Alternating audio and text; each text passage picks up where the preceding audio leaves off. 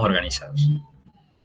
Y esa organización, por ejemplo, ha permitido cosas muy importantes, a pesar de que aparecen muchas derrotas y muchas con la precarización laboral, por ejemplo. Hay una reforma del estatuto que precariza el trabajo. Y ustedes fíjense, les voy a dar ese ejemplo para entender la perfidia del Estado y para entenderlo cómo aparece. Porque la reforma del Estatuto de Media, que se hizo por ley, una ley presentada por la conducción del sindicato, dice, por ejemplo, que los títulos habilitantes, por ejemplo, voy a tomar el ejemplo clásico, un licenciado en comunicación social. Es un título habilitante para dar lengua. ¿Está bien? Entonces, ese título habilitante para dar lengua me permite a mí, si soy licenciado en comunicación social, o me permitía titularizar mis horas. Hay muchos docentes titulares de lengua que son licenciados en comunicación social. Por eso se puede más con la reforma del estatuto. Entonces uno dice, bueno, pero está bien, porque el profe de lengua, que de lengua, y el licenciado de comunicación cosa, nunca va a poder titularizar ese licenciado en comunicación social a partir de ahora. Pero ¿saben qué? En Córdoba, el 75% de los docentes de lengua son licenciados en comunicación social. Esto quiere decir que de cada 10 son de comunicación social. Entonces, lo que atiende la reforma del estatuto no es a mejorar la condición de los docentes de lengua, sino a precarizar el trabajo. Porque si yo soy un docente con un título interino, no, muchas medidas de la inspección, de la dirección más allá de la orden de mérito, yo voy a cuidar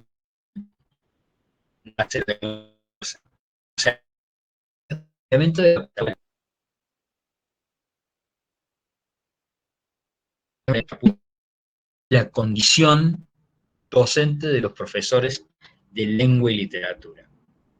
Bueno, esa reforma del estatuto tira abajo una serie de cuestiones y es encabezada por la conducción del sindicato. Entonces ahí aparece una palabra que muchas veces nosotros ahora lo decimos. Está bien, está bien. Ahora vamos a esas preguntas cuando venga en 10 minutos que terminamos este día. Gracias. Cuando, está muy bien esa pregunta, es central.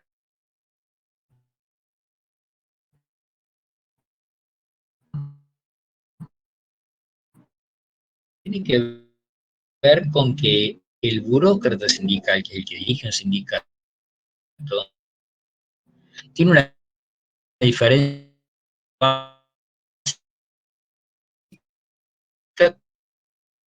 con todos los trabajadores de ese sindicato.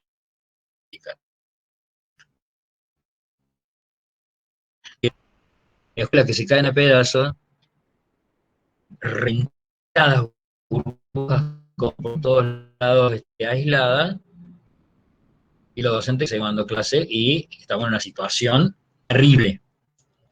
Entonces, este rol, ahí se me escucha mejor, este rol de la puro que, ahí se me escucha, a ver qué más podemos cerrar por acá. Sí, se escucha, pero como que se corta por el me Wi-Fi. Corta, sí, sí. Sí, entrecorta por Es que no tengo problema en Wi-Fi nunca, sobre Wi-Fi. Y puede ser que a veces cuando tenés muchas cosas que consumen Entonces el yo rendimiento invito de a la eso, digamos, ¿no? Ajá.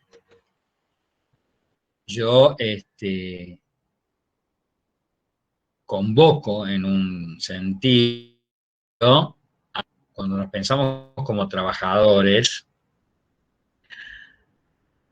nos pensemos como trabajadores organizados. Entonces, bueno, Tribuna Docente es un espacio, la lista roja es un espacio, pero hay muchos espacios, escuela, fundamentalmente, por el salario, por la jubilación y por todos los elementos que esto tiene que ver. Y con referencia a eso de la precarización laboral, que no es un elemento menor, porque todo esto que yo les estoy diciendo se sostiene con procesos de lucha, si no, no se sostiene. Está lo del famoso memo para los institutos terciarios. El memo 3 de los institutos terciarios es un elemento de la precarización laboral, porque decía, y no está derogado, dice que no se pueden abrir primeros años con menos de 30 alumnos. Eso es tirar contra los docentes futuros, junto con otras cuestiones que también tienen que ver. Bueno, yo lamento mucho que se corte, porque eso hace insegura la conexión y el conversatorio. Hay muchísimas cosas para hablar, sabía que el tiempo no iba a dar, el curso dura más o menos 2 horas y media, hay muchas preguntas en el chat, me interesa que desarrolle las preguntas, que Juan tomes nota de eso, si quieren tomar la palabra, que tomen la palabra y pregunten, y empezamos algunas cosas que para que ustedes tengan presentes como importantes. Bien, Carlos, muchísimas gracias. Bueno, la conectividad ya sabemos cómo es, siempre nos hace renegar. Miren, ahí yo le voy a dar la posta a Majo, que se va a encargar de la lista de oradores, y los invito a todos a que se anoten y puedan desarrollar justamente las preguntas que tengan en torno al conversatorio. Y si no, podemos ir respondiendo igualmente las preguntas que ya están colocadas ahí.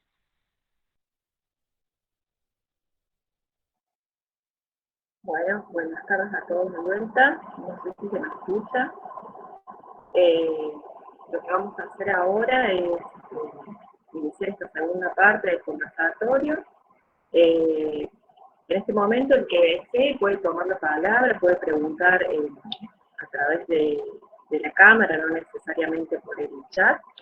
Lo que sí, para poder organizarlo, lo que les voy a pedir, el que quiera hablar, lo escribe en el chat, así vamos ordenando una lista, por si son muchas las personas que quieran intervenir y que haya un tipo de orden y respeto en torno a eso.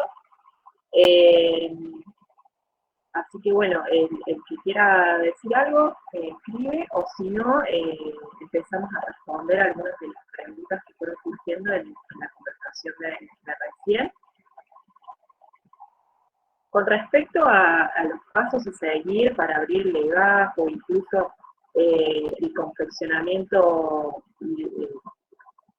ideal y requerido para abrir el legajo, con la agrupación estamos gestionando una serie de videos paso a paso que estaremos difundiendo a partir de la semana que viene a través de nuestras redes, así que bueno, a través de ese material lo que queremos es aclarar por ahí cosas que se hacen un poco difíciles conversándolas, por ahí hace falta verlo, hace falta tomar un ejemplo, y bueno, en ese sentido, bueno, nosotros ya tenemos abiertos nuestros legajos, entonces ya hemos pasado por esta situación como estudiantes, de qué carpetas se necesita, qué papeles, cómo se organizan, etcétera, etcétera. Pero bueno, ya les digo, por eso los invitamos a seguirnos, porque ahí es donde nosotros centralizamos toda la información y todo lo que ofrecemos como agrupación. No sé, ¿alguien quiere hablar? ¿Alguien quiere decir algo? Bueno, mientras se van anotando, Manjo, contesto algunas cosas que aparecen ahí. Bueno, primero, no hay fecha de apertura de legajos en este momento, Paula. Vamos a empezar sobre el final. Apenas lo tengamos, lo vamos a decir. Los puntajes para el legajo no son los puntajes para el legajo, digamos, en un punto, sino son los puntajes, Ale. Por ejemplo, el título docente, profesor en historia, para historia, da un puntaje de título docente, que es 60 puntos. El título habilitante, por ejemplo, abogado, es un título habilitante para el profesorado de historia, da 40, creo. Y el título suplente, por ejemplo, otro menor. Esos son los títulos, ¿sí? Ahora, a veces yo le sumo, y eso sí hay información, lo que pasa es que es mucha, cuánto te da un curso, cuánto te da otro curso, cuánto te da un seminario, cuánto es lo máximo que podemos, cuánto te da la antigüedad, hasta qué, porque siempre todos esos datos, y ahí hay otra precarización muy importante, todos esos datos, que son muchos, digamos, para poder enumerarlos acá, pero así le paso a los chicos para que los chicos te contesten, eh, son importantes saber por qué vos tenés un límite, vale decir, por ejemplo, el concepto docente, que es algo de que vamos a hablar porque es una pavada, pero es muy importante saberlo. Vos tenés vos tenés una serie de puntajes por título, por concepto docente, que es la presentación del concepto, no cuánto dice el concepto, que son los primeros 4 años, después ya no te suma más. Hay cursos que tienen un puntaje de 0,50 y esos cursos con esas características pueden hacer 4. Hay maestrías que te pueden dar puntos, si es una, si son 2 ya no te suma puntos. O sea que siempre cuando uno busca un curso para sumar puntos, debe tener presente todas estas cuestiones. Y ahí viene una cosa muy complicada, porque la conducción del sindicato avaló y permitió hace como 2 años que cayeran los puntajes por determinados cursos pasando años. Por ejemplo, pasando 10 años, ese curso se te cae en el puntaje. O sea que es una barbaridad, vos te das cuenta de un docente que tiene 20 años, 25 años, que tiene todo el puntaje, que hizo todo, de pronto se encuentra que tiene menos puntaje porque se le caen los puntos. Una barbaridad. Hay que luchar para que se derogue eso. Después, estoy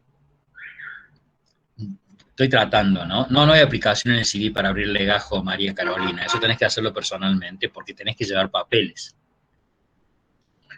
Ana Belén pregunta sobre las escuelas privadas. Muy buena pregunta. Muy buena pregunta porque en el fárrago de lo que quería decir, eso estaba anotado y no lo puse. Miren, nosotros somos docentes y nos regimos por el estatuto del docente. Por lo tanto, nos regimos todos, los docentes de escuelas públicas,